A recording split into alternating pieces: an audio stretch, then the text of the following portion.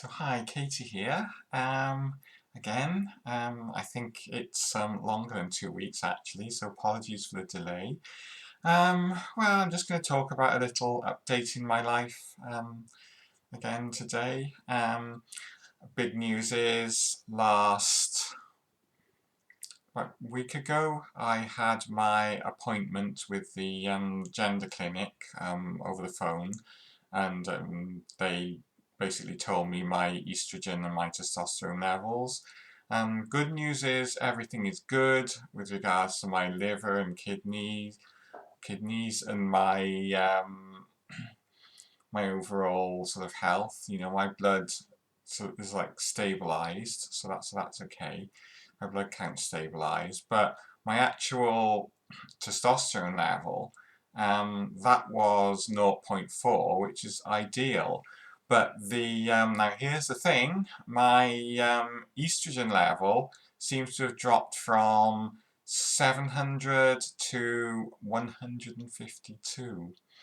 So I was disappointed about that, but they said to me that maybe it was because I didn't wait long enough until after I'd applied my estrogen gel and and then having the blood test. So I applied my estrogen gel at 7:30 or 7 o'clock, I think it was, and I had my blood test at 9:30 a.m. So I mean, it was only a couple of hours. So next time, I'm gonna go for another blood test, and this time I'm going to apply my estrogen gel same time in the morning, but I'm gonna have my blood test in the afternoon, and hopefully then that'll give me a completely accurate reading. I mean, it could just be that my estrogen level has dropped and they need to up my dose. So they said they're prepared to do that, which is good news.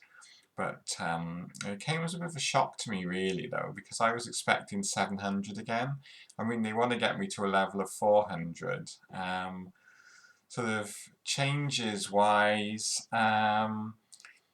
I think things have slowed down a bit. It just feels like things have slowed down. I mean, I had some breast development kind of earlier on in the year, and everything's kind of changed up there. The shape of my upper part of my body has changed, but I I look at other trans women and see the way that their bodies are changing. And they've been on hormones less time than me, and they seem to be developing faster than me. But then again, not all of them are on the gel, so yeah. So that was a disappointment. But hopefully, I'll have better news next time.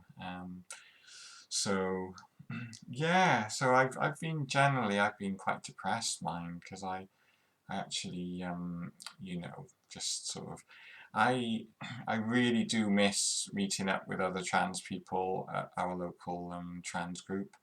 Um, Zoom meetings are nice, and they're great, and Facebook groups and stuff, and that helps you keep in touch with people. But I mean, there's really no substitute, I think, for actually being there and being in a room full of other trans people and just being able to just go around, and chat to anybody. Because I think what happens with, you know, in that environment, I seem to be more sort of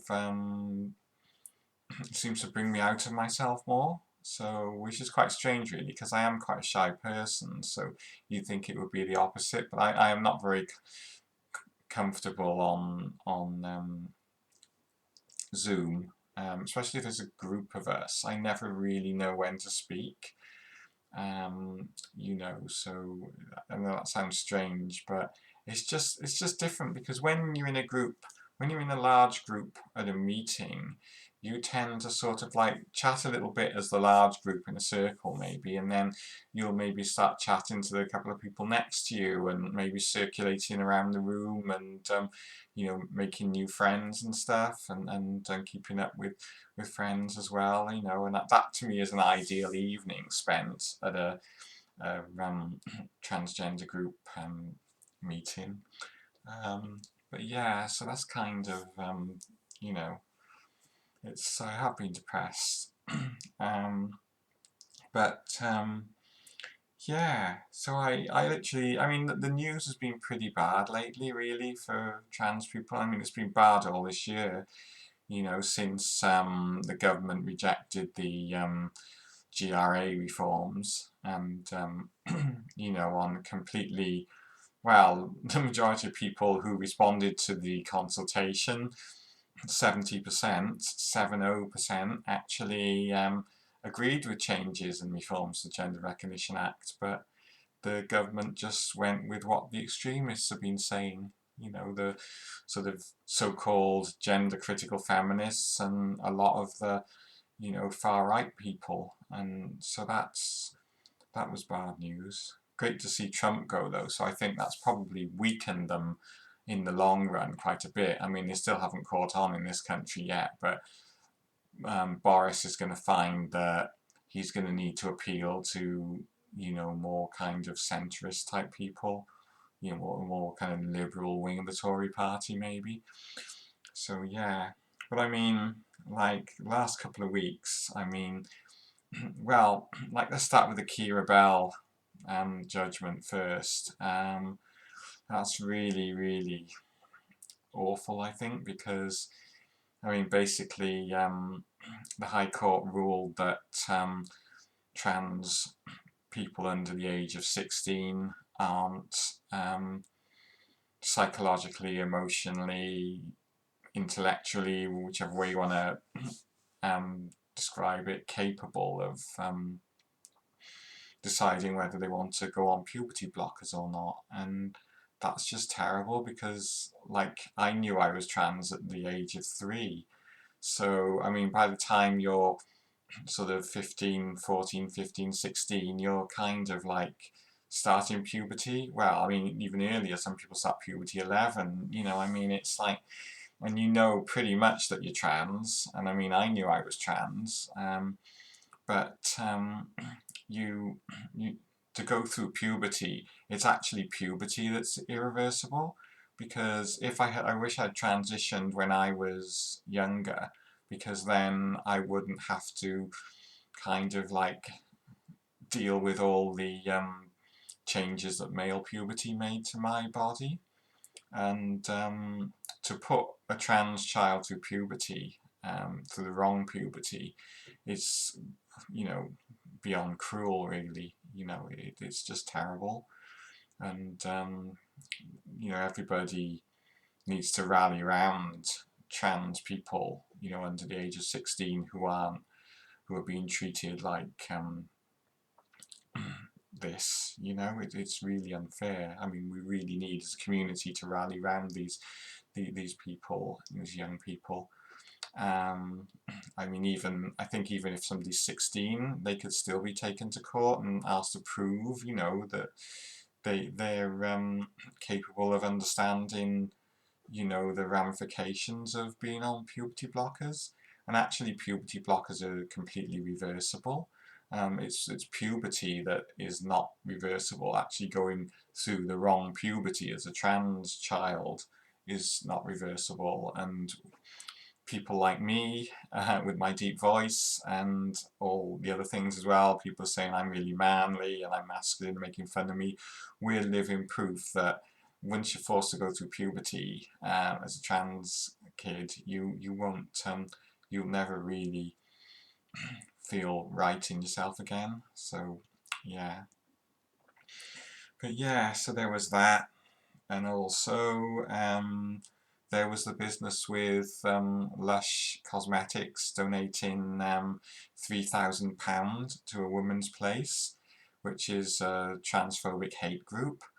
Now they say they didn't know a woman's place was a transphobic hate group, but I don't really believe them. I've heard people say that they, they they've actually donated to organisations like, well they actually refuse to donate to other feminist organisations who support trans people, like Sisters Uncut, because they said, oh, they're too political, they're supporting trans people, but they'll support a group who's transphobic. So basically, I think they're transphobic.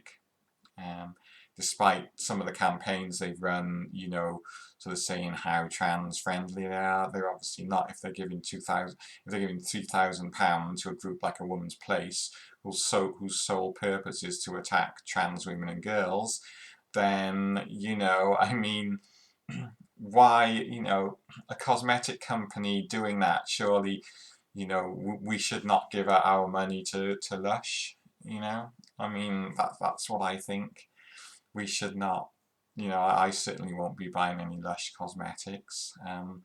Their American branch has completely disassociated themselves from the UK branch, or they kind of put up a post, I think, on either Facebook or Twitter or somewhere saying they you know, they support trans rights and they don't want anything really to do with Lush UK. So so yeah, I mean, that's really bad.